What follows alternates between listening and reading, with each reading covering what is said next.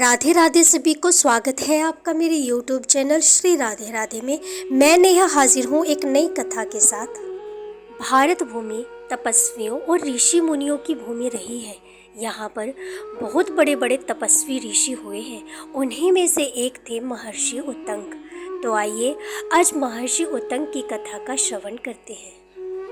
उत्तंग मुनि महर्षि गौतम के प्रिय शिष्यों में से एक थे। वे बड़े तेजस्वी और तपस्वी थे। उनकी यही विशेषता उनके तपोबल में वृद्धि करती थी। ऋषि गौतम के पास हजारों शिष्य आए और गुरुकुल में रहने का अपना समय पूरा करके अपने अपने घरों को वापस चले गए। किंतु उत्तंग पर अत्यंत प्रेम होने के कारण महर्षि गौतम ने उन्हें घर जाने की आज्ञा नहीं दी। धीरे धीरे उत्तंग मुनि को बुढ़ापे ने आ घेरा।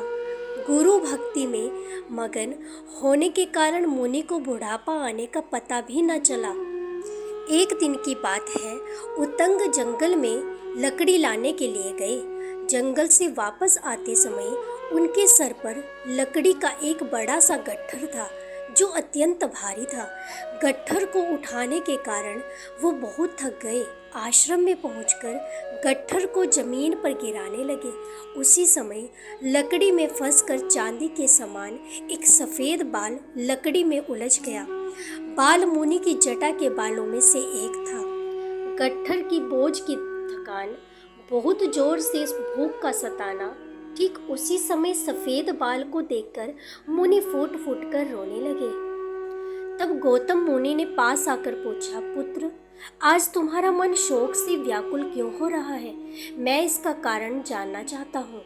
उत्तंग ने कहा, गुरुदेव, आपका ही प्रिय रहने की इच्छा से मैं सदा आपकी सेवा में श्रद्धा और भक्ति रखता था।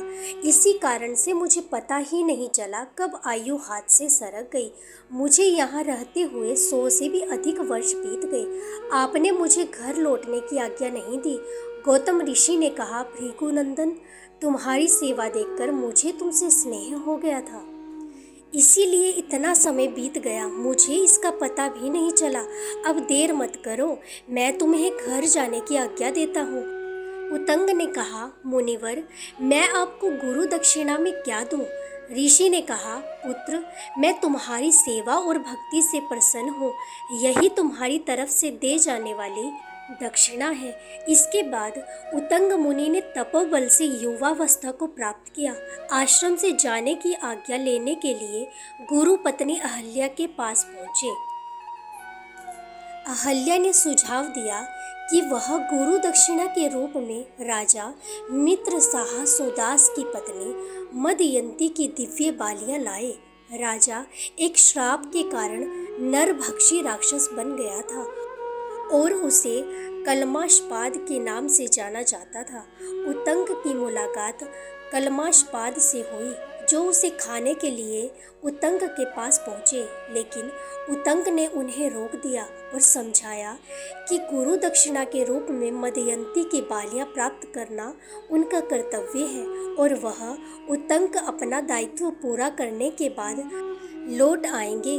कलमाशपाद सहमत हो गया और उसे अपनी पत्नी के पास ले गया, जिसने तब तक अपनी बालियां छोड़ने से इनकार कर दिया जब तक कि उत्तंग अपनी सहमति के प्रमाण के रूप में कलमाशपाद से कुछ नहीं ले आया। कलमाशपाद से एक निशानी लेकर लौटने पर मदयंती ने उसे बालियां दी।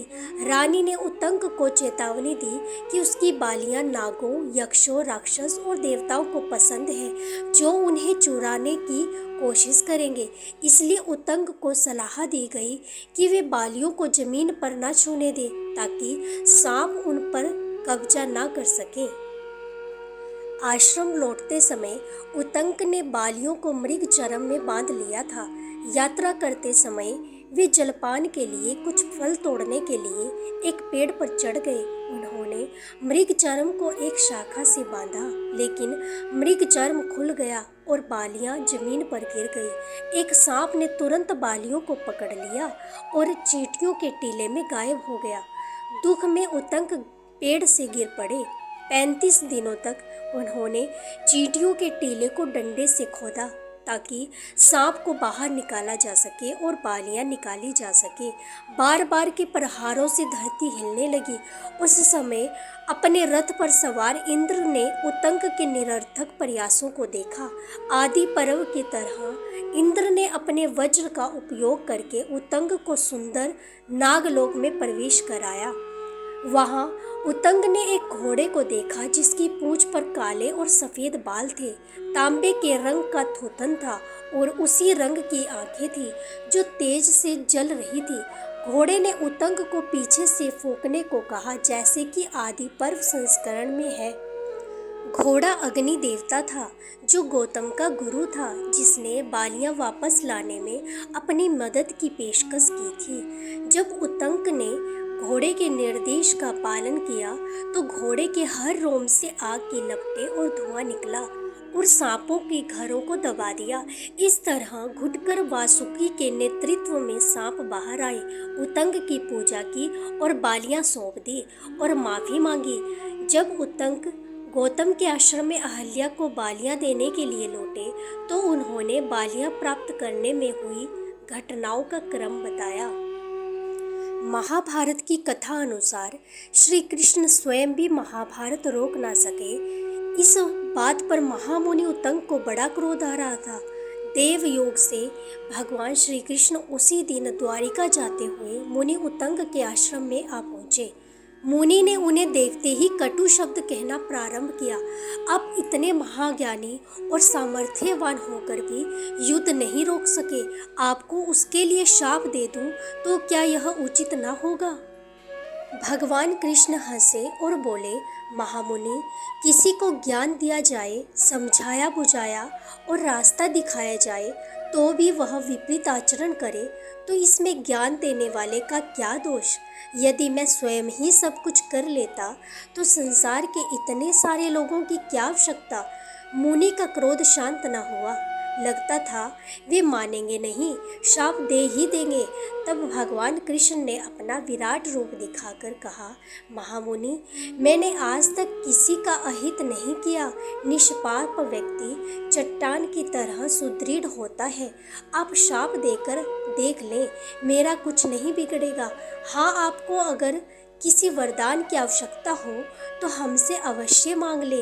उतंक ने कहा, तो फिर आप ऐसा करें कि इस मरुस्थल में भी जल वृष्टि हो और यहाँ भी सर्वत्र हरा भरा हो जाए। कृष्ण ने कहा, तथास्तु, और वहाँ से आगे बढ़ गए। महामुनि उतंक एक दिन प्रातःकालीन भ्रमण में कुछ दूर तक निकल गए। दिन चढ़ते ही धूल भरी आंधी आ गई और मुनि मरुस्थल में भटक गए। जब मरुस्थल का कोप शांत हुआ तब उतंक ने अपने आपको निर्जन मरुस्थल में पड़ा पाया।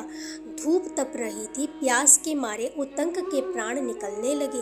तभी महामुनि उतंक ने देखा, चमड़े के पात्र में जल लिए एक चांडाल सामने खड़ा है और पानी पीने के लिए कह रहा है। उतंक उत्तेजित हो उठे और बिगड़कर बोले, शूद्र, मेरे सामने से हट जा, नहीं तो अभी शाप देकर भस्म कर दूंगा। चांडाल होकर तू मुझे पानी पिलाने आया है। उन्हें साथ साथ कृष्ण पर भी क्रोध आ गया। मुझे उस दिन मूर्ख बनाकर चले गए, पर आज उतंक के क्रोध से बचना कठिन है। जैसे ही शाप देने के लिए उन्होंने मुख खोला कि सामने भगवान श्री कृष्ण दिखाई दिए। कृष्ण ने पूछा, नाराज ना हो महामुनि, आप तो कहा करते हैं कि सब आत्मा ही आत्मा है, आत्मा ही इंद्र और आत्मा ही साक्षात परमात्मा है। फिर आप ही बताइए कि इस चंडाल की आत्मा में क्या इंद्र नहीं थे? यह इंद्र ही थे जो आपको अमृत पिलाने आए थे, पर आपने उसे ठुकरा दिया। बताइए, अब मैं आपकी सहायता कैसे कर सकता हूँ? यह कहकर भगवान कृष्ण भी वहाँ से अदृश्य हो गए और वह चंडाल भी। मुनि को बड़ा पश्चाताप हुआ। उन्होंने अनुभव किया कि जाति, कुल और योग्यता के अभिमान में डूबे हुए मेरे जैसे व्यक्ति ने शास्त्र ज्ञान को व्यवहारिक नहीं बनाया, तो फिर यदि कौरवों पांडवों ने श्री कृष्ण की बात को नहीं माना तो इसमें उनका क्या दोष? महापुरुष केवल मार्गदर्शन कर सकते हैं। यदि कोई उस प्राप्त ज्ञान को आचरण में न लाए और यथार्थ लाभ से वंचित रहे तो इसमें उनका क्या दोष। ऐसी ही कथाएं सुनने के लिए चैनल को सब्सक्राइब करें। वीडियो अच्छी लगी तो लाइक करें, शेयर करें और कमेंट में राधे राधे जरूर लिखना। धन्यवाद।